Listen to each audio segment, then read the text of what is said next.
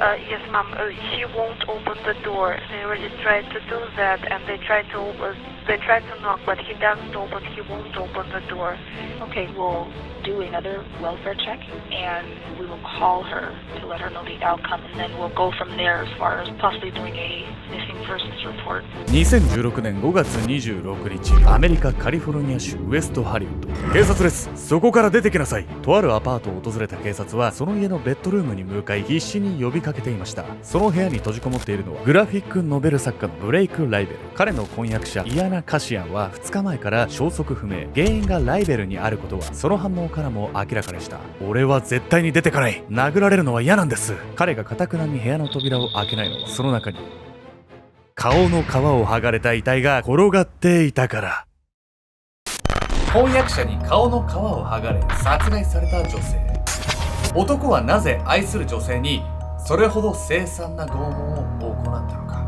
男の女への思いは愛情に見せかけた愚かな欲望だったんです。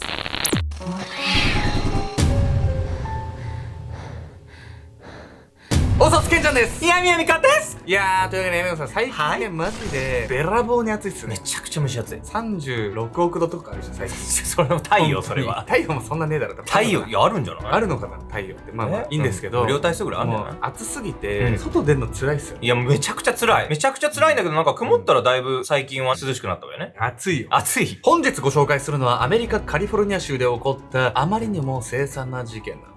なんとこの事件は女性が婚約者の男性に顔の皮を剥がれて殺されたという非常におぞましい事件。婚約者なのに顔の皮剥ぐってどういうことなの？聞いただけでね、身の毛がよだつんですけれども、なんで起きたのかっていうね、根本的な原因は、婚約者の男性がね、その相手の女性に向けていた愛が非常に歪なものだったからなんです。ある日突然消息を絶った女性。婚約者は問題ないと言っていたんですけれども、その時にはすでに手遅れだったのかもしれません。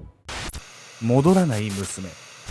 2016年5月25日、アメリカカリフォルニア州ウエストハリウッド。早朝、女性から1本の通報が入りました。昨日、婚約者のところへ出かけた娘がまだ戻らないんです。訛りのある英語でそう話すのはオルガ・カシアン。彼女はつい先日出産を終えたばかりの娘、イアナ・カシアンの手助けのため、ウクライナからはるばるアメリカへやってきていました。イアナは昨日、婚約者のブレイク・ライベルの元へ出かけたきり帰ってこず、全く連絡が取れない状態。母、オルガ自身もライベルのアパートへ足を運んだものの、部屋からは返事がなく、やむを得ず戻ってきたといいます。その後、警察がライベルのアパートへ向かっても、彼は堅くなにドアを開けませんでした。そしてイアナのことを質問すると、ライベルは確かにこう答えたんです。イアナは問題ありません。以降、何を聞いても答えようとしないライベルの様子に、警察は諦めて引き上げることに。翌日の5月26日、イアナとは相変わらず連絡が取れず、母オルガは再度警察へ通報。警察はマスターキーを使ってライベルのアパートへ突入しようとしますが、内側からチェーンがかけられ開かない状態。仕方ないな。緊急事態だと判断し、そのままドアを蹴破って部屋に踏み込むんです。すると室内は不気味なほどに真っ暗で静まり返っていました。リビング、ダイニング、キッチン、バルコニーと慎重に進んでいく警察。一見して家のどこにも人影はありません。あと見てないのはベッドルームだけだな。最後に残ったベッドルームは鍵がかけられ、内側から何かで塞がれていて、無理やりこじ開けることも不可能。警察は何度となくそのドアを叩き、中にいるであろう婚約者のライベルに必死に呼びかけました。警察だ、そこから出てきなさい。俺は絶対に出てかない。殴られるのは嫌なんです。殴られるのは嫌って言ってるけど、絶対なんか中に隠してるでしょ。もう悲惨なことになってんじゃない？バリケードまで張ってさ、気味悪すぎるわよ。そんな明らかに不自然な行動を取りつつも、ライベルは未だにとぼけていたんです。イアナなら問題ありませんよ。今入院してるんです。ライベルはそう言ってイアナの病院の部屋番号を言いますが、当然デタラメ。以降も警察は部屋に向かって声をかけ続けますが、彼は父が来るまでは絶対に開けないと一向に応じようとしませんでした。ライベルが父と言ったのは、実は本当の父親ではなく、彼の会社の会計士のこと。その男性は会計士であると同時にライベルのメンター、いわゆる師匠と弟子のような関係性だったんです。警察が事情を話すと、会計士の男性はただならぬ空気を察し、すぐにライベルの自宅へ駆けつけました。そして彼が説得すると、ライベルはようやく決心した様子でベッドルームから出てきたんです。ベッドルームから姿を現したライベルは、なぜかボクサーパンツ一丁の姿。同時にベッドルームへ踏み込んだ警察は、その場の光景に思わず戦慄します。そう、その部屋のベッドには眉毛から上の皮を剥がれたイアナの遺体があったんです。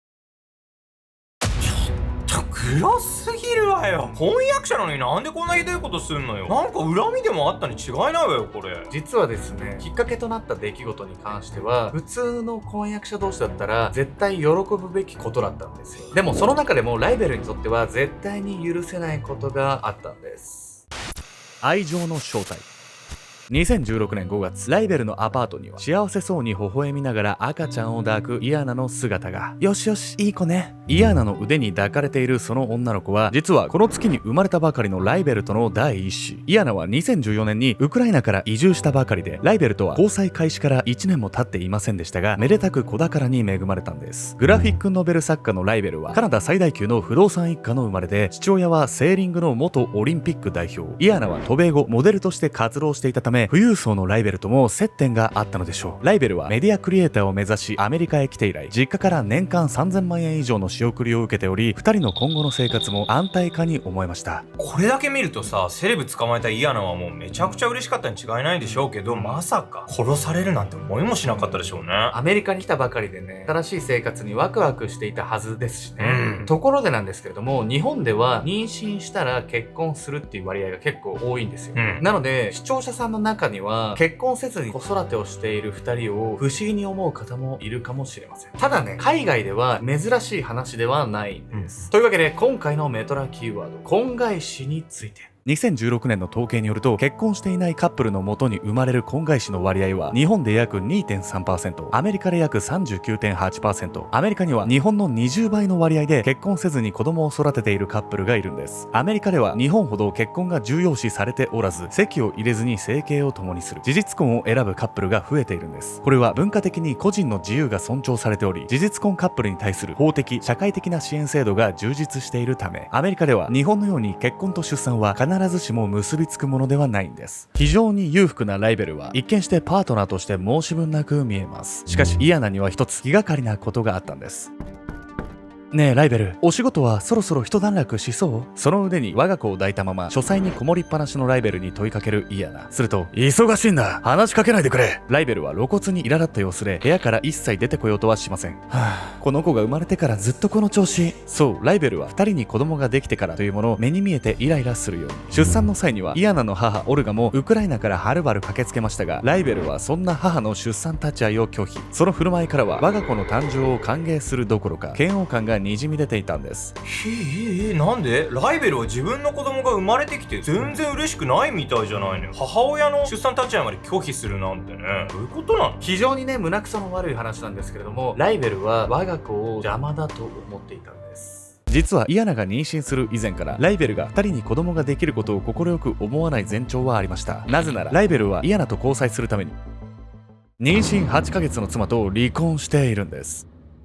そしてライベルのその行動はおそらく彼が子供嫌いだったからではありません。イアナは子供ができてから子供のことばかりじゃないか。そう、ライベルはイアナが妊娠や出産で手を取られ自分の相手をしなくなったことに不満を募らせていました。子供かよこいつ。彼はパートナーのことを人生を共に歩む相手ではなく性の対象としか思っていなかったんです。イアナは母親の出産立ち会いを拒否された件も含め、この後ライベルと少し距離を置きますが、その際の彼の行動はその女性への願望をさらに浮き彫りに。2016年5月20日、ライベルの部屋を離れ母親の元で過ごしていたイアナに警察から連絡が入ります。そんなライベルが？電話越しに告げられたその事実に思わず言葉を失うイアナ。そう、この日ライベルは女性への性的暴行で逮捕されたんです。結局ライベルは保釈金を支払い釈放されますが、この事件でイアナは彼と別れることを決意。逮捕から4日後の5月24日、彼女はその話し合いのためライベルのアパートへ向かいます。久しぶりに自分のアパートへやってくるイアナを待ちながら、過去に携わったグラフィックノベルシンドロームのワンシーンに目を落としていたライベル。うっすらと笑みを浮かべながら彼が眺めるそのシーンでは、男が足首から吊るされて血を抜かれ拷問死していました。僕を捨てたイアナにはお仕置きが必要だな。もしかしてこれと同じ拷問をしようって話なの？イアナがさ、子供ばっかに構ってつまらないって言うけど、あんたも一緒に子供を作った一員なんじゃない？めちゃくちゃ身勝手すぎない？明らかに。性犯罪を働く男っていうのは女性に対する支配欲が異常に強いケースが多いんです。ライベルはイアナが思い通りにならなかったことが非常に耐え難かったんです。ここからのライベルの行動はイアナを到底愛していたとは言えないものだったんです。空想の模倣。重そうに顔を歪めながらバスルームへ何かを引きずり込んだライベル。それは数時間の拷問の末、目も当てられない姿へと変わってしまったイアナの遺体だった。ライベルは一呼吸置いた後、水が張られたバスタブに目を向け、こうつぶやく。あのシーンと同じようにやればうまく血抜きができるはずだ。ライベルは自身のグラフィックノベルシンドロームのワンシーンを模倣し、イアナの遺体を逆さまにして頭からバスタブに突っ込んだ。皮を剥ぎ取られたイアナの頭部からはみるみる血が染み出し、バスタブの水は赤く染まっていく。それから30分後、バスタブからイアナの遺体を引き上げたライベルは彼女の体を隅々まできれいに洗った。イアナの遺体をもう一度ベッドルームへと運び、血のついていない清潔なシーツの上に寝かせたライベル。彼は何を思ったのか、娘用にと2人で買いに行ったキャラクターものの毛布をイアナにかぶせた。よし、できたぞ。そう言うとライベルはまるで新しい自分の作品に満足したかのようにイアナの遺体の隣に横たわった。イアナが殺害された翌日の2016年5月25日、母親の通報で駆けつけた警察は数時間の押し問答の末、突入したライベルのベッドルームの光景に背筋を凍らせていました。これはひどいな。みんな一度外に出よう。イアナの遺体は耳から顎までを引き裂かれる見るも無残な状態。眉毛から上の皮膚はカミソリと果物ナイフを使い完全に剥がされ、頭蓋骨が露出してしまっていました。その他打撲痕や歯型がそこかしこにつけられており、彼女が拷問を受けていたことは火を見るよりも明らかだったんです。さらに検視の結果、あまりにもおぞましい事実が判明します。イアナはライベルの拷問が始まってから6時間もの間生きていたというんです。死ぬにも死にきれず地獄の苦しみを味わい続けるその時間はきっと永遠にも思えたことでしょう。えげつなさすぎて血の気引いちゃうレベルなんだけど、こいつパートナーがさ何時間も苦しむ姿見て何も感じなかったのかしら。そもそもライベルはイアナをね、性の対象としか見てなかったんですよ。なので本当の愛情は持ってなかったので、別れを切り出された時点では憎しみの感情しかなかったんじゃないかと思うんです。イアナの死後、ライベルが遺体の血抜きを行ったため、彼女の心臓や動脈、静脈には血が残っておらず、その体からは血液が半分以上失われていました。剥ぎ取った頭皮や肉片はそのままゴミ箱や洗面台へ。ライベルは愛したはずのパートナーをゴミ同然に扱ったんです。逮捕後、ライベルは殺人の動機をイアナが子供ばかりに構い、自分に見向きもしなくなってしまったことへの嫉妬だったと言及。凄惨な拷問はイアナに対する底知れない支配欲の表れでした。事件から3年後の2018年6月26日、第1級殺人、拷問、過重騒乱の罪で有罪となったライベルに下された判決は仮釈放なしの終身刑。ニュースメディアはこぞってウエストハリウッド史上最も残忍な殺人事件と報道しました。残されたイアナの娘はその後、イアナの母オルガが後見人に、あまりにも悲惨な母親の死を乗り越え彼女が強く成長できることを切に願います。生まれてきた子供にまで嫉妬し、パートナーが自分に尽くすように求め続けたライベル。彼ほど異常ではなくとも、人間は時として性欲と愛情を履き違えてしまうもの。あなたは大切な人のどんな振る舞いに本当の愛情を感じますか？